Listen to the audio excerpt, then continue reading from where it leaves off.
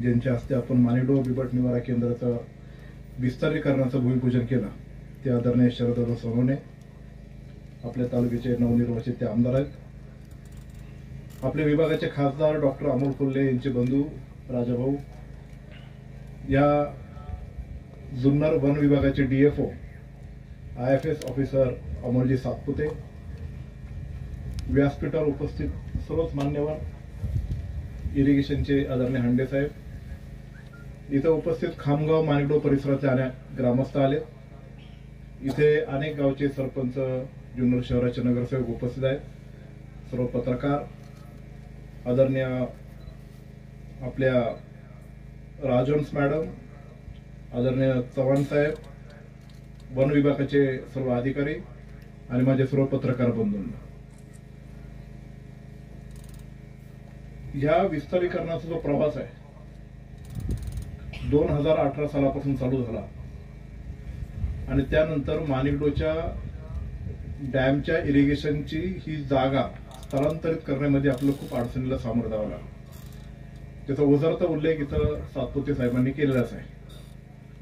ती जवळपास 12 हेक्टर आणि 70 आर त्याच्या आसपास काहीतरी आपण ती घेतली आणि फर्स्ट फेज मध्ये आता 40 बिबट्यांचं विस्तारित निवारा केंद्र आपण इथं चालू करतोय, जे 3 महिन्यामध्ये पूर्ण होणार आहे. त्यानंतर या रस्त्याच्या पलीकडे अजून 40चं करणार आहे, असे 80 बिबट्या ठेवण्याचं आपण काम करणार आहे. गेले 2 वर्षामध्ये मानव आणि बिबट्याचा संघर्ष खूप मोठ्या प्रमाणात झाला. हा जो बिबट्या आहे, हा जो आपल्या ऊसाच्या शेतात राहतो, ऊसाच्या शेतात त्याची वाढ झालेली आहे, तो आता जंगलात जात नाही, कारण त्याला लपण चांगलं आहे आणि ज्या वातावरणात तो ऊसात त्याचा जन्म झालाय तो तिथंच राहतोय, तो जंगलात परत जाऊ पण शकत नाही. त्याला शुगर केन लेपर्ड्स म्हणून त्याचं नामकरण केलेलं आहे. आणि आपल्या गावातच आपल्या घराच्या शेजारी अशी खूप मोठी ऊसाची शेती असताना त्याचा वावर आपल्या वस्तीमध्ये घराच्या भोवती खूप मोठ्या प्रमाणात वाढलेला आहे. आणि म्हणून या समस्या आपल्याला खूप मोठ्या प्रमाणात वाढताना दिसत आहे. फॉरेस्ट विभागाचे अधिकारी पण प्रत्येक गावोगावी जाऊन लोकांचं काउन्सिलिंग करतात, पण काउन्सिलिंगचे नियम जे तुम्ही सांगतात त्याच्या व्यतिरिक्त तो बिबट्या वागायला लागला. तुम्ही जरी म्हटले की बसून शेती करू नका, उभं नाही करा, उभी तर काय कोण शेती करू शकत नाही, आणि उभा जरी माणूस असला तरी त्याच्यावर अटॅक झालेले आहेत. संध्याकाळच्या शेतात जाऊ नका, तर बरेच दिवस म्हणजे 8 दिवसातले 3-4 दिवस रात्रीची लाईट येते. जरी दिवसा शेती करायला गेलं तरी दिवसा अटॅक झालेले आहेत. का तर याची संख्या खूप वाढलेली आहे, त्याची घनता इतकी वाढलेली आहे आणि त्या बिबट्याला पण त्याचं भक्षक मिळवण्यासाठी त्याला अटॅक करण्याशिवाय पर्याय राहिलेला नाही. म्हणून अशी परिस्थिती उद्भवल्यानंतर आपसुकच जुन्नर तालुका असेल आणि जुन्नर वन विभाग असेल, ज्याच्यामध्ये आंबेगाव, खेड, शिरूरचा भाग आहे, या सर्व आपत्तीग्रस्त म्हणून जाहीर व्हावा अशी अनेक लोकप्रतिनिधी मागणी केली. ती आपत्तीग्रस्त मागच्या जुलै महिन्यामध्ये ती DPC मध्ये जेव्हा अजितदादाचे पालकमंत्री होते तेव्हा आपण ती जाहीर करून देखील आहे. आणि ह्या वन विभागामध्ये काय काय उपाययोजना केल्या पाहिजे त्याची योजनेला आपल्याला सुरुवात गेल्या वर्षभरापासून आपण केली. त्याची टिप्पणी पण आहे, त्याचा उल्लेख पण सातपुते साहेबांनी ते केलेला आहे. बेस कॅम्प सेटअप केले, अनेक वाहनं आपण मंजुरी केली, त्याच्यात आता काही वाहनं उद्या परवा येणार आहेत.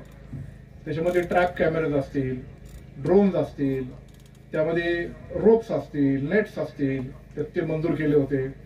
बेस कॅम्प नगदवाडी आणि पिंपरखेडला उभं केल्यानंतर आपल्याला अधिक लोकांना काउन्सिलिंग करणं, अधिकचे पिंजरे जेव्हा मंजूर केले तेव्हा अधिकचे बिबटे आपल्याला पकडणं, यासाठी ती मदत झालेली आहे.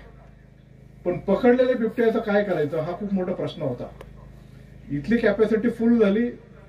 यापूर्वी जे बिबटे पकडायचे त्यामध्ये ते कुठल्या तरी जंगलात सोडून द्यायचे, मग कधीतरी माळशेर घाटाच्या जंगलात सोडायचे, कधी आपले डिंबेच्या भीमाशंकरच्या जंगलात सोडायचे. पण ते बिबट्याची एक टेंडन्सी असायची, तो 100-150 किलोमीटर ट्रॅव्हल करून परत त्याच्या मूळ जागी येण्याचा प्रयत्न करतो. आणि जेव्हा तिथून तो त्या मूळ जागी येतो तेव्हा तर अजून तो आक्रमक होतो, त्याचा अजूनही संघर्ष वाढतो आणि ती उपाययोजना फारशी काही बरीच दिसताना आपल्याला पाहायला मिळाली नाही.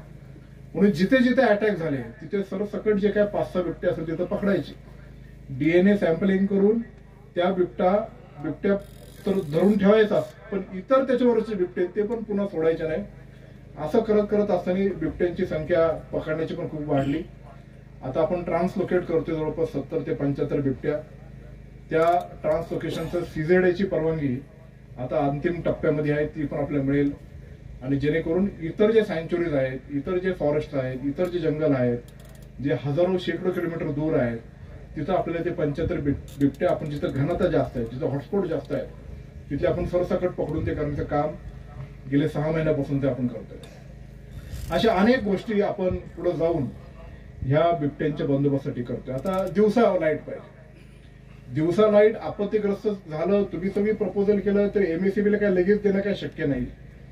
म्हणून त्याला काय मार्ग काढायचा, तर सोलर पॉवर प्लांट्स असे प्रोजेक्ट आपण काही गावांमध्ये उभं करण्याचं काम पण हाती घेतलेलं आहे. या जिल्ह्याचे पालकमंत्री अजितदादा पवार साहेबांनी क्रांतिकारी निर्णय घेतला आणि त्यानंतर आपल्या तालुक्यातल्या बऱ्याचशा गावांमध्ये सोलर पॉवर प्लांट उभं करण्याचं काम आपण हाती घेतलंय. ज्या गावाच्या शेजाराला गायरान जमीन असेल, सरकार जमीन असेल, त्या गावची आपण लोड कॅल्क्युलेशन केलेलं आहे. त्या गावात मोटरीचे वीज किती लागणार, स्ट्रीट लाईटला किती वीज लागणार, घरगुती कनेक्शनला किती लागणार, पाणी पुरवठ्याला किती वीज लागणार, आणि ही सगळी वीज त्या सोलर पॉवर प्लांट जो आहे किंवा सौर ऊर्जा प्रकल्प आहे त्यातूनच त्या गावाची वीज भागवायची. अशा प्रकारचे काही गावात केलेले आहे. जिथं सरकारी जमीन नसेल तर 4-5 गाव मिळून तो क्लस्टर करता येतो का? काही गावांमध्ये तो प्रयोग करतो. जिथे सरकारी जमीनच नसेल तर खासगी जमीन भाडे तत्वावर घेऊन तिथं उभा करू शकतो का? अशा काही गावांमध्ये पण एक पुढचं पाऊल टाकून ते जमीन अधिग्रहण करून त्याचं भाडे तत्वावर ते शेतकऱ्यांना पण ते लाभ देण्याचं आपण काम करतो. म्हणून दिवसा वीज मिळणं हे, मी जरी आता आमदार होतो, आता शरद सोनवणे जरी आमदार असले तरी त्यांना ते करणं शक्य नाही जोपर्यंत हे सौर ऊर्जा प्रकल्प उभं राहत नाही. आणि त्या सौर ऊर्जा प्रकल्प आजपर्यंत जे आपण उभं करण्याचं काम हाती घेतलंय, मला निश्चित प्रकारे अपेक्षा तर आहेच, पण निश्चित प्रकारे शरददादा सोनवणे असेल, मी असेल, महायुतीचं सरकार असेल, ते पुढे घेऊन जाऊन ह्या तालुक्याला दिवसा वीज मिळण्यासाठी पुढच्या वर्षभरामध्ये आम्ही ते काम केल्याशिवाय राहणार नाही, हा माझा विश्वास आहे. ह्या तालुक्यामध्ये जे काही गोष्टी आता पीडब्ल्यूला तुम्ही जरी सांगितले की रस्त्याच्या भोवतालची ऊसाची शेती असतील, इतर झाडझुडपे असतील, ते काढायचे. ते काढण्यामध्ये त्यांना स्पेशल प्रकारचा एक आपत्तीग्रस्त असल्यामुळं वेगळा निधी उपलब्ध करून दिल्यानंतर, ग्रामपंचायतला वेगळा निधी उपलब्ध करून दिल्याशिवाय ते तिथे होणार नाही. लोकांची मानसिकता बदलली पाहिजे. शेवटी त्याला एक सरी कशी वाढेल असं लोकांचा मानस असतो. तो काही त्याची चूक आहे असं म्हणत नाही. मी जर तिथं शेतकरी असतो तर आपण पण तेच केलं असतं, पण ती मानसिकता आपल्याला ती बदलावी लागणार. आणि ही सगळी उपाययोजना करत असताना बिबट्याची जी डेन्सिटी आहे ती जोपर्यंत कमी होत नाही, आणि ह्या उपाययोजनांनी निश्चित प्रकारे ते भविष्यात होईल आणि त्याच्यावर एकत्रित काम करणं गरजेचं आहे. याच्यामध्ये अनेक राजकीय आंदोलनं झाली, ते स्वाभाविक लोकांच्या मागणीनुसार त्यांच्या लोकांची भावना आहे म्हणून ती झालीच होती. पण इथून पुढच्या कालावधीमध्ये ही उपाययोजना आपल्याला दूर करण्यासाठी हातात हात घालून काम करणं गरजेचं आहे. आणि हातात हात घालून काम करण्याची संस्कृती आमच्या नेत्यांची आहे. पायात पाय घालून पुढे जाण्यासाठी आम्ही ते काम करणार सुद्धा नाही, पण ह्या तालुक्यातल्या बिबट मुक्तीसाठी किंवा त्याच्या निर्मूलनासाठी आणि त्याचं काम कमी करण्यासाठी, फॉरेस्टच्या अधिकाऱ्यांचं पण मनोबल वाढवण्यासाठी आपलं एकत्रित ते काम करायला लागणार आहे. शेवटी राजाभाऊनी उल्लेख केला तो खरा आहे की हे जे वन अधिकारी आहेत त्यांना इतर पण कामं खूप आहेत, पण बिबट्यांच्या वाढत्या संख्येमुळे ते काम खूप मोठ्या प्रमाणात वाढलेलं आहे. जोपर्यंत स्पेशल फोर्स आपण बिबट्याची करणार नाही तशी मागणी आपण केलेली आहे. आणि आपत्तीग्रस्तमुळे special leopard force task force असा आपण जुन्नर तालुक्यासाठी आणि जुन्नर वन विभागासाठी करतो की ज्यांनी स्पेशली फक्त बिबट्यासाठीच काम करायचं आहे. हे आता सरकारच्या माध्यमातून आपण ती मान्यता आली, आता तिथं फक्त प्रोव्हिजन करून आपल्याला देणं हे खूप गरजेचं आहे. शेड्यूल 1 मध्ये हा प्राणी असल्यामुळं यापूर्वीचा बिबट्याचा नसबंदीचा प्रपोजल आदरणीय दादा तो केंद्र सरकारने रिजेक्ट केला होता. पण त्या शेड्यूल 1 मधल्या प्राण्यांचं जर नसबंदी करायची असेल तर त्यातल्या क्लॉजचा अभ्यास केल्यानंतर जिथं संख्या खूपच जास्त आहे आणि तिथं मनुष्यावर आता हानी होत आहे, तो प्राणी जंगल सोडून मानव वस्तीमध्ये येतोय आणि मनुष्यावर हल्ला करतोय, अशा प्रकारचं एक चांगलं प्रपोजल करून ते आता आपण पुढे पाठवलं आहे. आणि ते पुढे पाठवल्यानंतर निश्चित प्रकारे त्याला मान्यता मिळेल. सीजेडे पण त्याच्यावर सिरियसली विचार करून ती मान्यता आपल्याला घ्यावं लागणार आहे.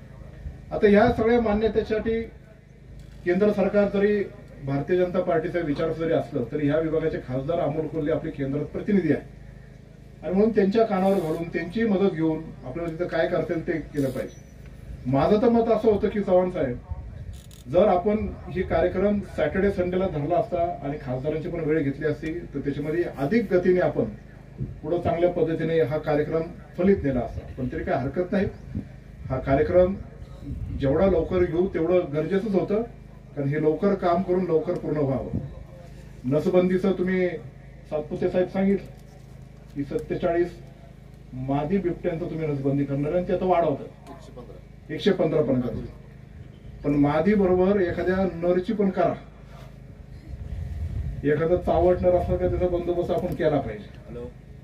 आणि म्हणून त्या रेशो मध्ये मादी असेल नर असेल त्याचा अभ्यास पण जेव्हा नसबंदीसाठी त्या 1-2 मीटिंगला मी जेव्हा होतो त्याचा रेशो आपण कसा मेंटेन करून पुढे नेला पाहिजे त्याच्यासाठी पण आपण प्रयत्न तो एकत्रितपणे करूयात। हा जो विस्तारी करण्याचा आपण आता प्रोजेक्ट करतोय त्यात एक ह्या गावची एक समस्या आहे, त्याच्यावर एक आपण युती सरकारमधून असल्यामुळे आपल्याला ते एक पाऊल पुढे टाकायला लागणार आहे। त्यासाठी प्रयत्न केला होता पण काय कारण असतो तीच काढलं।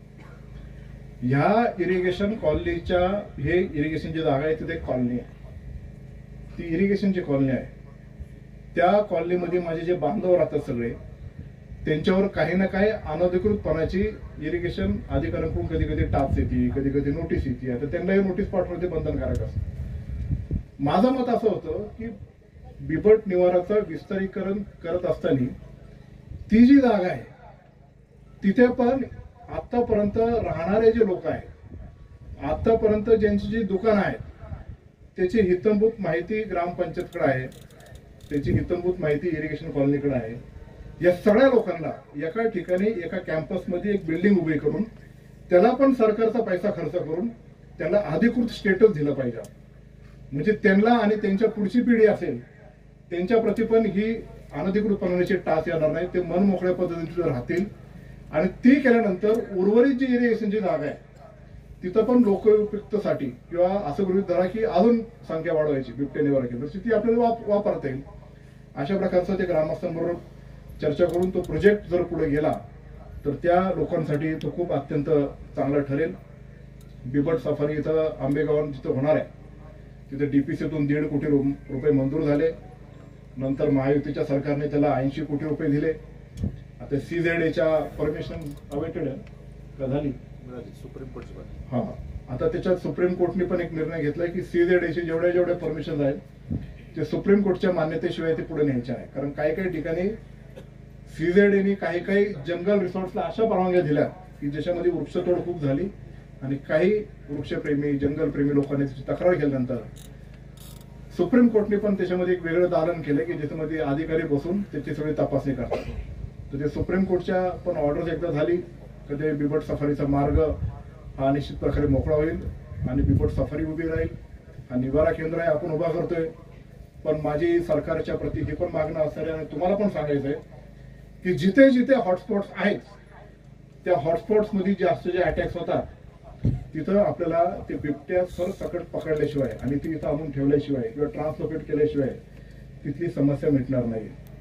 आता तुम्ही म्हणले 350-400 आहेत, राजा भाऊने सांगितले 700-800 काहीतरी बिबट्या आहेत, पण बिबट्याची संख्या ही खूपच जास्त आहे। ते जरी 750 आणि 800 म्हणत असेल तर असं फिरल्यानंतर इतक्या बिबट्या संख्या सापडतील। जो बिबट्या त्याची टेरिटरी मार्क करायचा आता तो टेरिटरी मार्क करत नाही, तो आता कळपात फिरतो। म्हणून इतक्या मोठ्या संख्येने ते मांजरपुळाचा हा प्राणी जो अत्यंत भक्षक आहे आणि तो अत्यंत ऍग्रेसिव्ह आहे, तो आक्रमक आहे आणि तो पण कुठले रूल्स रेग्युलेशन फॉलो करत नाही। तुम्ही जरी किती म्हणत असले तरी त्याचा बंदोबस्त आपल्याला एकत्रितपणे हा करावा लागणार आहे। अनेक उपाययोजना आदरणीय अमोल सातपुते साहेब आणि त्यांच्या टीमने हे केले, त्याच्याबद्दल मी तुमचं तर मनापासून कौतुक तर करतोच, पण तुमचं मनोबल खचून होऊन जाऊन देऊ नका। आपलं पुढे अजून चांगलं ताकदीने काम करायचंय। आता मीच नाही, शरददादा सोनवणे पण तुमच्या पाठीशी खंबीरपणे उभा आहे एवढं त्या निमित्ताने सांगतो। आणि पुढे आपण बिबट्या निवारणासाठी चांगल्या पद्धतीने एकत्रित काम करूया एवढंच या निमित्ताने सांगतो। माझे 2 शब्द संपवतो। जय हिंद, जय महाराष्ट्र, जय शिवराय।